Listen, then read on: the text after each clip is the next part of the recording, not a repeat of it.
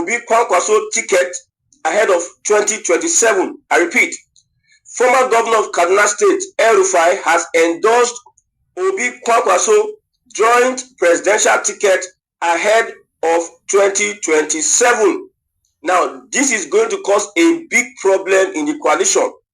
The opposition members are now divided. Atiku's camp does not want a Peter Obi presidency. Obi's camp does not want an Atiku presidency. Atiku has been advised that the opposition... ọmọ Yorùbá, ọmọ kóòtù òjìrè, gbogbo àwọn tí ń dìtẹ̀ tí wọ́n fẹ́ gbàjọba lọ́wọ́ bàbá Tinubu, àṣírí wọn sì ń tú. Àṣírí wọn sì ń tú. Ọmọ Yorùbá, ẹ súnmọ́ bí kẹtù wá gbọ́ àrà tí Rufai fẹ́ dá. Àwọn tó support láti fẹ́ kí wọ́n gba ìjọba lọ bàbá tí fún 2027. Ọmọ Yorùbá, ẹ má jẹ́ ká lajú wa sílẹ̀ tí kálukú tó kò wọ́. Lóòótọ́ Nàìjíríà ọ̀rọ̀ gbọ́, ìlú ọ̀fararọ, gbogbo oúnjẹ wọn, epo wọn kan wọn. Àmọ́ adìyẹ bàbá Tinubu làágùn, ìyá ara wọn ni ò jẹ́ ká mọ̀. Muhammadu Buhari ó ti bà nǹkan jẹ́ gan-an kó tó kù lórí àlééfà. Ṣé ẹ ti gbọ́? Ẹ mọ̀ wá torí pé bí nǹkan ṣe rí lórílẹ̀‐èdè Nàìjíríà ká wá sọ wípé a kọ̀yìn sí èèyàn tiwa. Ọmọ Yorùbá, ẹ mọ̀ ẹ̀ka torí ẹ o. Àwọn ẹ̀yà tó kù àyà Fúlàní nígbà táwọn ń ṣèjọba Nàìjíríà wọ́n ṣe ọdún mẹ́jọ wọn tó pé àsìkò tiwa náà lè lé ìbàyí. Ẹ jẹ́ káwa náà ká make sure wípé bàbá Tinubu àwọn náà ó ṣe 8 years lórí àlééfà. Ohun táwa ń jà fún nìyẹn. Ṣé ti gbọ́? A sì mọ̀ pé láṣẹ Èdùmàrè ló bá lọ rẹ̀ mí wọn. Bàbá wa Ìgbòho Òòṣà náà tí wọ́n gbé ọ̀rọ̀ sí kọ́ọ̀sì lé lọ́wọ́ láti bá wa dáàbò bo ilẹ̀ Yorùbá. Elédùmarè yóò túbọ̀ wà pẹ̀lú àwọn náà. Oníṣẹ́ lásán o tó Ìgbòho Òòṣà nìkan la mọ̀ lẹ́ni tí ó lè gbà wá lẹ̀ lọ́wọ́ àwọn Fúlàní tí ń pa wá tí ó ń jí wá gbé. Ṣé ti gbọ́? Ẹ má jẹ́ kí n sọ̀rọ̀ jù. Ohun tí mú wá fún wa ni mo fẹ́ kí ajé fi tára wa gbọ́ lórí ọ̀rọ̀ àwọn ìgbésẹ̀ tí Rufai fẹ́ gbé. Rufai, bàbá Ọbásanjọ́, Ṣèyí Mákindé náà gbẹ̀yìn ń bẹ́ o. Ṣé ti rí ìwà àwọn ọmọ Yorùbá ọ̀dàlẹ̀ ìwà tí wọ́n ń wù? Ṣé ti rí? Ẹ jẹ́ ká jọ mọ́ gbọ́ lọ. Ẹ ṣé. Atiku has been advised that the opposition should present a southern candidate, but Atiku believes that a northern candidate is best to remove President Bola Ahmed Tinubu come 2027. So, shockingly, Rufai is rooting for a Peter Obi Kwankwaso ticket ahead of 2027, while Ṣèyí Mákindé and Atiku are planning on coming together so that Atiku will be the presidential candidate, then Ṣèyí Mákindé will be the vice. Let's look at this revelation by Fayose.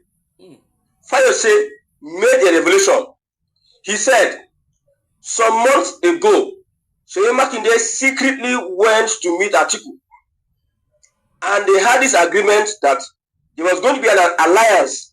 They knew that Obi will never want to become a vice to Atiku.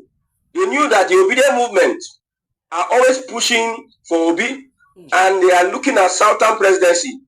They knew that if the ADC produces a northern candidate, the Obedient movement would naturally not support that candidacy. So, secret meeting between Ṣèyí Mákindé and Atiku. Atiku, according to the report from Fayose, needs somebody that can also fund the campaigns. Ṣèyí Mákindé, not Ṣèyí Tinubu, Ṣèyí Mákindé proposed to bring an amount in billions of naira. So, you see, this meeting between Ṣèyí Mákindé, Atiku, and the ADC did not start today. It was planned a very long time ago. That's why I said, instead of Atiku, Atiku cannot be in the ADC and say they want to give Obi ticket. Never. Atiku. Now, Obasanjo, let's look at this revelation. Obasanjo the chairman of the ADC said this. He said Chief Obasanjo reached out to him with a clear proposition. He called me and said, we want to associate with your party. Now, this is the former chairman of ADC, Chief Raf Nwosu. So, this engagement between the opposition and the ADC started with Obasanjo. It is not even Atiku that started all these negotiations. You see, there's a plan, there's a grand plan to make sure that somebody is not on the ballot. You see, politics in Nigeria is so complicated, very, very complicated. Let's move on. So, he said that we have done our due diligence and we have identified ADC as the party. According to him, Obasanjo said that we have done our research, we have looked at political parties that we need to adopt, but it is ADC that we identified that this is the party that we can use as opposition. Coming from Obasanjo. So, Raf also said that I welcome the move, stressing the openness of our party to partnerships aimed at national development. So, Obasanjo now told Raf also, this one we are coming. We are not coming with less partner. We are coming to change the structure, including leadership. Adjust the leadership.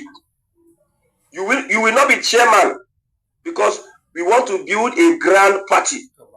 In response, he says, I have no reservations about relinquishing my leadership, but I am driven by a broader national vision rather than personal ambition. So to cut the whole story short, Camp Obi and Kwankwaso, Obasanjo is an architect of that Camp Obi and Kwankwaso. And what will divide the ADC is if they don't Rufai supporting Obi Kwankwaso, there is a statement that is being made if Rufai is supporting Obi Kwankwaso and not Atiku. I told you that the North is divided into two. We have the people that should seize the opportunity, politicians, now that they should seize the opportunity of taking power from Tinubu. If they cannot take power from Tinubu, this 2027, their own time will expire. You see Atiku, like I said, if Atiku does not become president by 2027, forget. All those other people coming up in northern Nigeria, they will push him aside. Don't tell me that Atiku and Rufai are in good terms. You see, politics, no permanent friend, no permanent enemy, but permanent interest.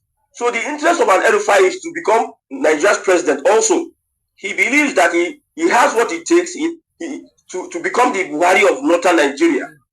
He believes that he can drive the north much more than Atiku. He believes that he's the future of northern Nigeria. So this their support for Atiku is as a result of the hatred they have for APC and Tinubu. So the chance is, okay, if Atiku does not, this is your dispensation. Any which way, they can play the politics. So realistically, the big problem that will face the opposition is coming when they will do their primaries. But before we talk about primaries, let's talk about what the Supreme Court has in stock for the ADC. Now, I stand to predict, and I will say that the Supreme Court is likely to rule this week. This week we are. I don't know whether it's Thursday, Friday. The Supreme Court is likely to rule this week. And number two, the Supreme Court is likely to say that they should go back, that the court does not have any issue to dabble into internal party affairs. Likely, I'm using the word likely. I stand to be corrected. I don't know everything. I'm just saying my speculations. Number one, the Supreme Court is likely to give judgment this week that we are. Number two, the Supreme Court is likely to say that the court does not need to dabble into internal judgment that will be in favor of the ADC. Tinubu and the APC needs to allow the ADC be so that they can participate in next election. If they don't allow the ADC be, they are calling for chaos and revolution. I told you that the ADC is a northern political platform. If you deprive the North from participating in the next election, anything Tinubu see may collect ammo. That is pushing northern Nigeria to the wall. There's a way you play politics that you push your opponent to the wall, that he has no option than to scatter everything. The politics that Tinubu has been playing with the North is safe. But the one to make sure that the North is not on the ballot come 2007, my brother, you cannot handle it all. Because it's like the North is drowning. You want to come finish the North, push her inside water. You want to come tie stone for a neck, push her inside water, make it drown without any help. Because the North will do everything they can to make sure that they are on the ballot. Like I said, they are into consultations with other political parties, but they have seen that they have invested so much in the ADC that they cannot afford to leave ADC now. They are saying that if the court does not rule in their favor, voila go there. So the hands that are holding our judiciary from doing what is right should leave the judiciary to do what is right. I know that the kind of politics Tinubu is playing, it is going to backfire on him if he does not take the opportunity he has now to restructure the country. All this politics is playing. You do this one, you influence that one, you gag this one, you gag that one. I said it before that the Fulani, they sit down, they watch what they go on. They are taking notes. They are taking 1, 2, 3. He did this, he did that, he did this, he did that. If Tinubu does not restructure Nigeria, this same politics that Tinubu play, they will repeat them. The Fulani North will repeat it again. Especially, they will use Southwest as an experiment. Southwest. Forget about what we are saying. Like I said before, you see this South and Southeast. All these politicians, we have said politics, no permanent friend, no permanent enemy. If the Fulani is able to seize political power, even after Tinubu's 8 years or 10, these same politicians in the South will align with the Fulani against the Southwest. Like it happened during the time of Abiola. You know, the activists we have in Nigeria, we have more activists in Southwest than every other region. The people that fought for the rights of the people. If the Yoruba people today say that we are not doing activism, activism is likely to die. When Buhari became president, all of a sudden, activism died because the Yorubas had an interest in the APC. The Yorubas had an interest in the APC. The people that run propaganda in Nigeria, they were in power.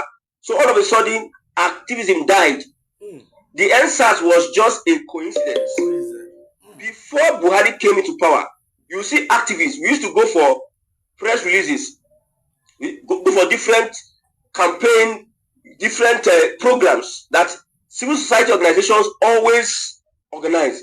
But since Buhari came in and the propaganda machine of the West was part of the power block that got the presidency in 2015, everything died.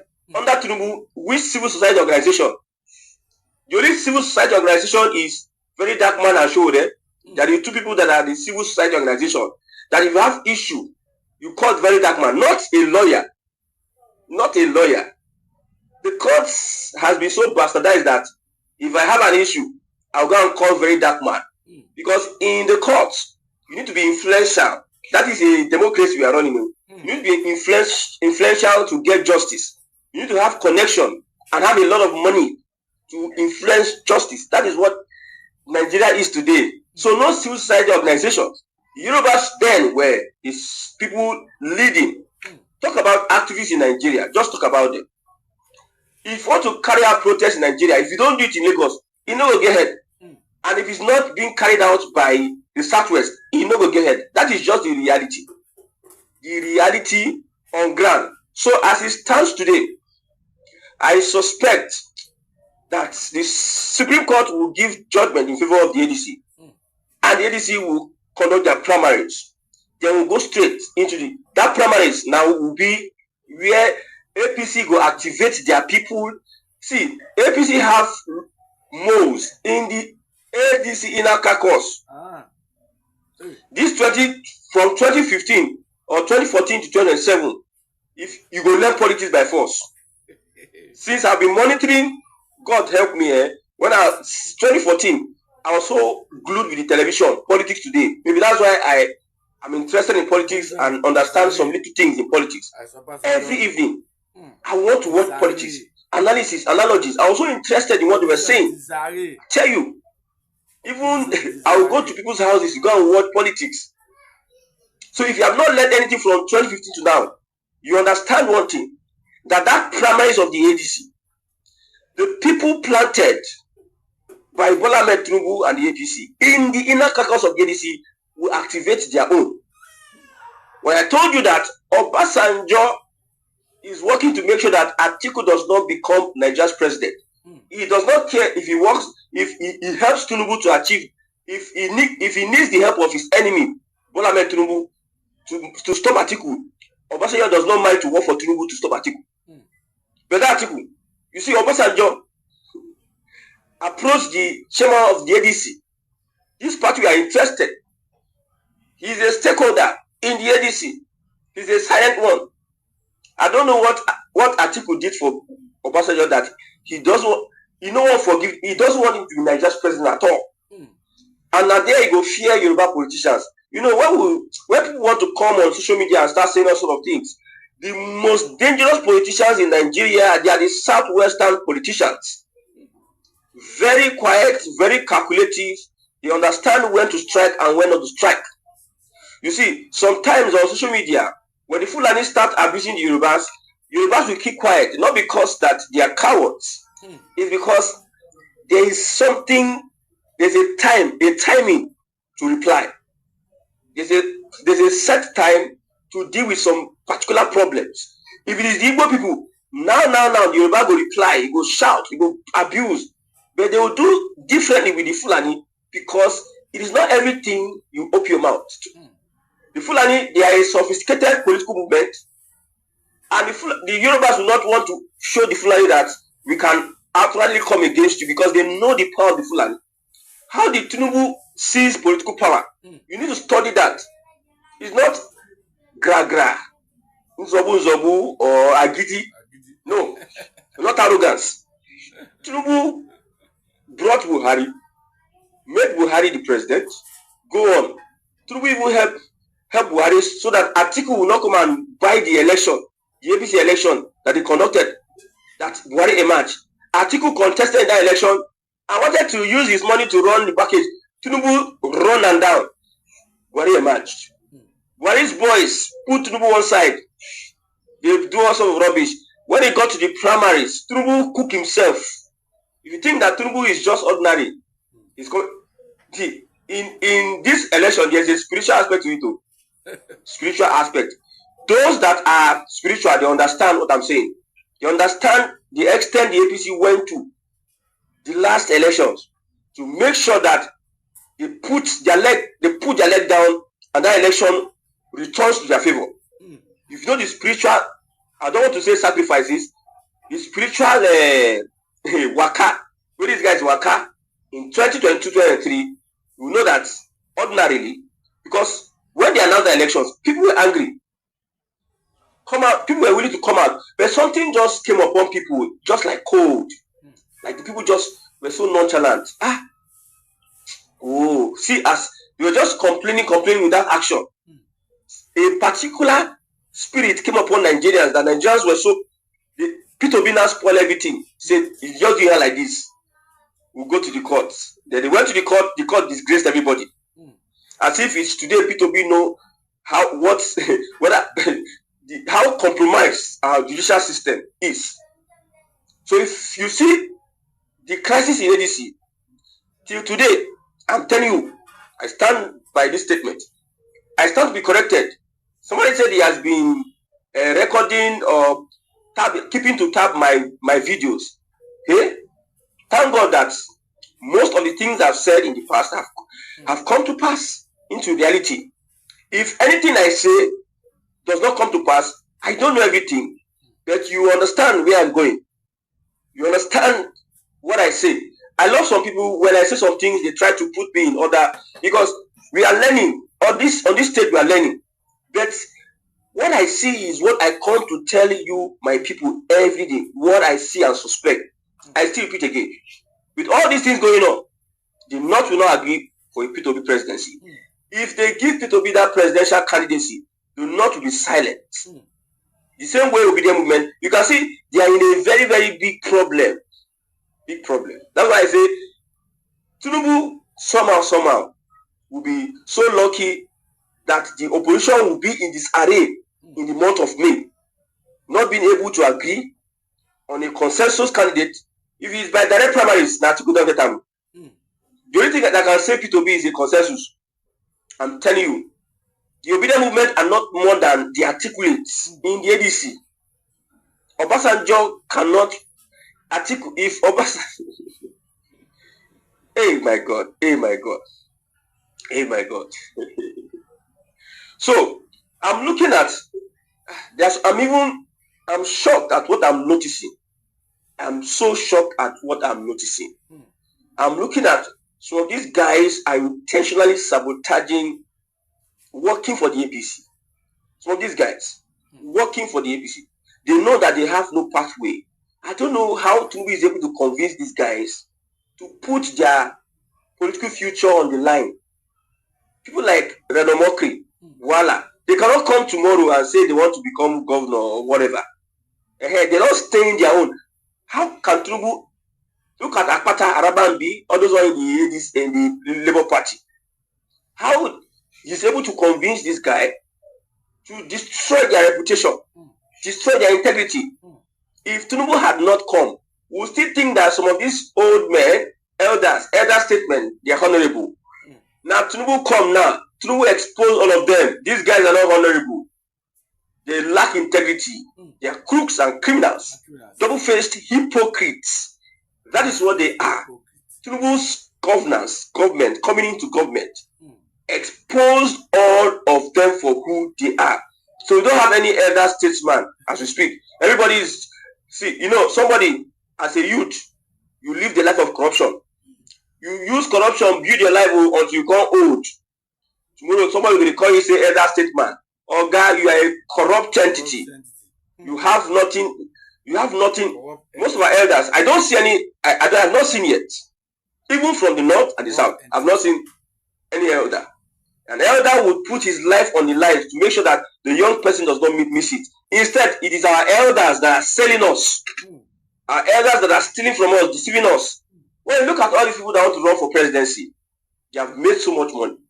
Their children will still benefit from the money they're making. But yet, the money they're making is not easy for them. Go to northern Nigeria, look at the hunger out of school children. Look at northern politicians. The richest billionaire, Rabiu, Dantata, billionaire. But look at the hunger.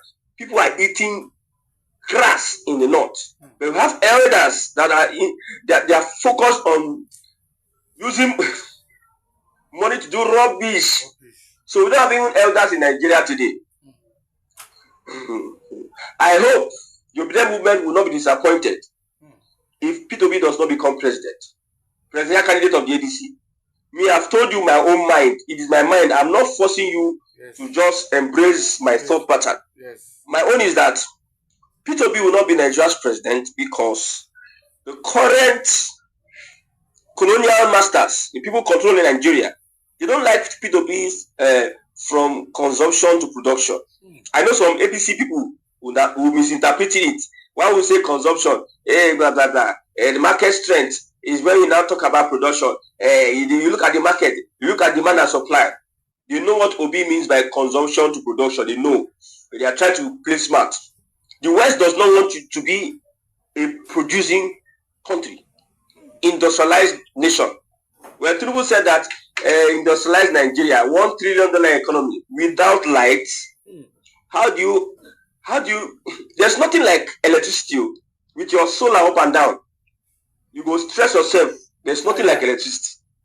Even we have some solar installation that may provide what electricity, but there's still nothing like the convenience of having electricity in your house 24 hours. A government wants to build a $1 trillion economy. There's no electricity. And you are sitting there, you are looking, say, yes, you be mumu. Don't be small mumu, you be correct mumu. How can you achieve a $1 trillion economy without electricity? And look at yourself, and look at the electricity, our electricity plant all over Nigeria. Can they fix that electricity within 10 years? Even Tinubu now, this is third year. By the end of his tenure, do you think I will fix electricity? So when is he going to build the $1 trillion economy? You see, may God help Nigerians. May God help Nigerians. Oh, The problem to one entertainment scene. eléyìí náà la tún mú wá fún yín, mo ní kí ẹ tún farabalẹ̀ tún gbọ́ eléyìí náà. Nǹkan tẹ́lẹ̀ bá rí níbẹ̀ ẹ jẹ́ ká rí lábẹ́ kọ́mẹ̀ntì ṣe ti gbọ́, ẹ ṣé gan ni.